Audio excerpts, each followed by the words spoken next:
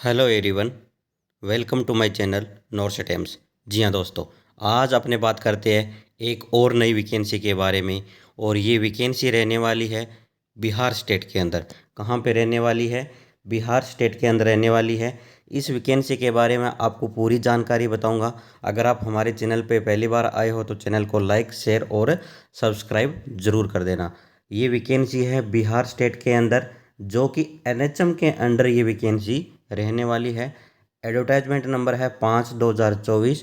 जो क्या लिखा गया है? Special recruitment. रिक्रूटमेंट क्या है? ये एक स्पेशल है, ठीक है। Special recruitment for drive in the against in the backlog vacancy. Backlog vacancy का मतलब ये होता है कि जो पहले वैकेंसी निकली थी उस वैकेंसी के अंदर उनकी पहले पोस्ट फिलअप नहीं हो पाई थी।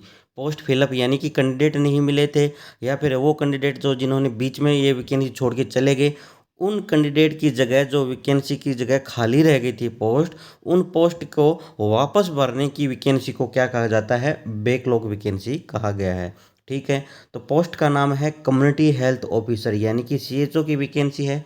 नाम कॉन्ट्रेक्चुअल पर है, पर तो लाइक एज ए परमानेंट, क्योंकि आपकी सैलरी 40,000 रुपये पर मंथ है, आपको कोई हटाने वाला नहीं है, तो ये एक परमानेंट पोस्ट की तरह ही है। जो कि स्टेट हेल्थ सोसाइटी बिहार ने इनवाइट किया है online application for the post of the CHO under in the NHM for the post of the lead in the primary health provider team consider in the health care worker, male health worker और ASHA etc in the sub centre. यानी कि आशा के ऊपर, mail health worker के ऊपर, इन सब के ऊपर एक जो सुपरविजन का काम होता है, लाइक एज ए डॉक्टर का काम होता है, वो किसका होता है? एक सीएचओ का होता है, जो कि रूरल एरिया के अंदर हेल्थ की फैसिलिटी को क्या करता है? इन्हांस करता है, यानी कि बढ़ाता है, ठीक है। तो इसके अंदर आपकी क्या पे स्केल मिलेगी कि सीएचओ आर द जो कि वैकेंसी रहने वाली है उसको आपके 40,000 रुपये पर मंथ सैलरी रहने वाली है। बात कहें तो अच्छी सैलरी रहने वाली है, 40,000 रुपये पर मंथ, जो कि एक बिहार स्टेट के अंदर है। 32,000 रुपये तो आपकी पर मंथली क्या होगी? सैलरी होगी। प्लस इसके अंदर आपको 8,000 रुपये का इंसेंटिव होगा, यानी कि दोनों मिला के आपकी क्या हो जाएगी? 40,000 रुपये हो जाएंगे।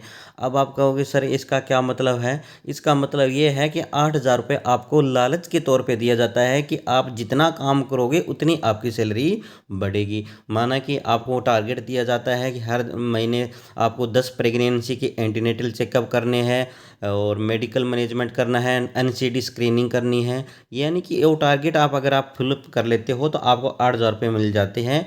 ये कोई बड़ा टारगेट नहीं है, आप आराम से कर लेते हो। जो कि आपकी परफॉर्मेंस में आपकी पेमेंट रहने वाली है, calculate in the various decide in the health indicator, जो मैंने आपको पहले बता दिया, ठीक है। तो कितनी पोस्ट रहने वाली है, पोस्ट के बारे में अच्छी अच्छी सी बात कर लेते हैं। जो कि सीएचओ की पोस्ट है, जिसके अंदर टोटल 4500 पोस्ट है, जिसके अंदर टोटल कितनी है? 4500 पोस्ट है। क्वालिफिकेशन क्या रहने वाली है? बीएससी नर्सिंग रहने वाली है। प्लस जिसने बीएससी नर्सिंग के साथ क्या कर रखा है? सीसीएच कर रखा है। अब आप कहोगे सर बीएससी के साथ सीसीएच हमने तो किया नहीं, क्या पता हमारे साथ है या नहीं है। तो जो कैंडिडेट 2020 के बाद जो भी पास आउट है, कोई भी इंस्टीट्यूट या स्टेट नर्सिंग काउंसलिंग या कोई यूनिवर्सिटी से हैं, जो कि एकेडमिक ईयर 2020 के बाद जो पास आउट है, उन कैंडिडेट के साथ सीसीएच कोर्स अपने आप ही ऐड है, आपको घबराने की कोई ज़रूरत नहीं है। या फिर जो कैंडिडेट ने पोस्ट बेसिक बीएससी नर्सिंग किया है 2020 के बाद, वो भी कैंडिडेट क्या है? एलिजिबल है, ठीक है।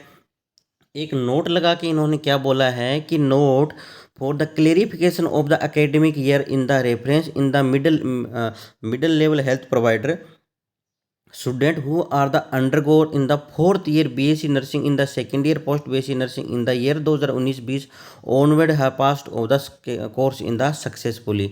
जो कैंडिडेट 2019-20 के अंदर अगर बीएससी नर्सिंग के अंदर फाइनल ईयर के अंदर और पोस्ट बीएससी के अंदर सेकेंड ईयर के अंदर था, वो कैंडिडेट भी क्या है? एलिजिबल है सी चीज़ के लिए, आपके कोर्स में ऐड है, आपको घबराने की कोई ज़रूरत नहीं है।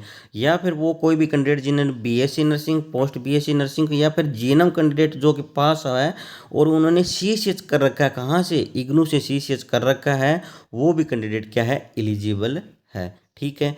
तो इन्होंने नए फ्रेशर बच्चे को मेरे हिसाब से ये लेंगे नहीं, परंतु इन्होंने एक बड़ी बात यहाँ पे नोट लिखी है कि जो वैकेंसी रहने वाली है 4500 पोस्ट, वो कौन सी कैटेगरी की है?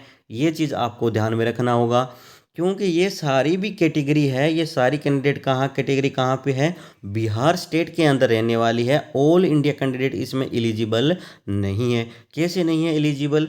क्योंकि ईबीसी कैटेगरी बिहार के अंदर पाई जाती है, जो कि 1345 पोस्ट है। ईबीसी जो फीमेल के अंदर है 331 पोस्ट है, वो बिहार के अंदर है। बीसी यानी बैकवर्ड क्लास है ना, 702 पोस्ट ये बिहार के अंदर है। बीसी फीमेल 259 पोस्ट है। एससी पोस्ट 1279 और एससी फीमेल 230।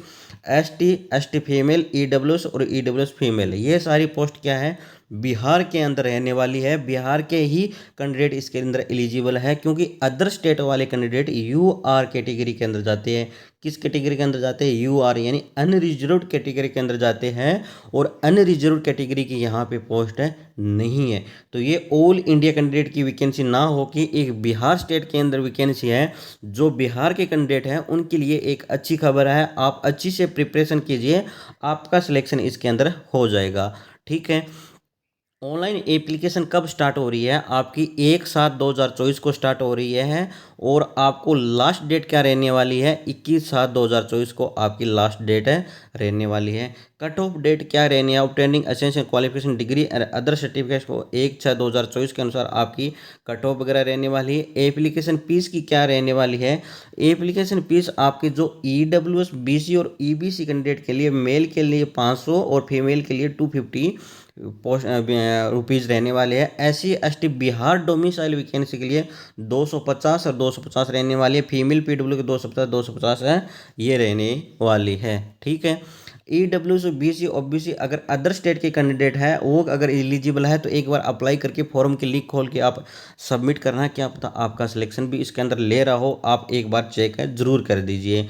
और एज पोस्ट की बात करूं कितनी रहने वाली है आपकी? ईडब्ल्यूएस कैंडिडेट मेल के लिए 42 साल, ईडब्ल्यूएस फीमेल के लिए 45 साल, बीसी ईबीसी मेल फीमेल के लिए 45 साल, एससी एसटी मेल फीमेल के लिए 47 साल आपकी पोस्ट रहने वाली है।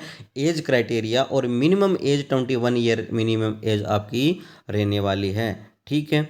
और इंपॉर्टेंट नोट इन्होंने क्या लिखा है कि जो कैंडिडेट बीएससी जीएनएम जो भी कैंडिडेट है उनका पास रजिस्ट्रेशन सर्टिफिकेट होना चाहिए। बीएनआरसी यानी बिहार स्टेट नर्सिंग काउंसिल का रजिस्ट्रेशन होना चाहिए at the time of the joining. और अगर आपके पास वैकेंसी अप्लाई करने से पहले अगर कोई बाहर का एक्सपीरियंस है तो भी आपका चलेगा।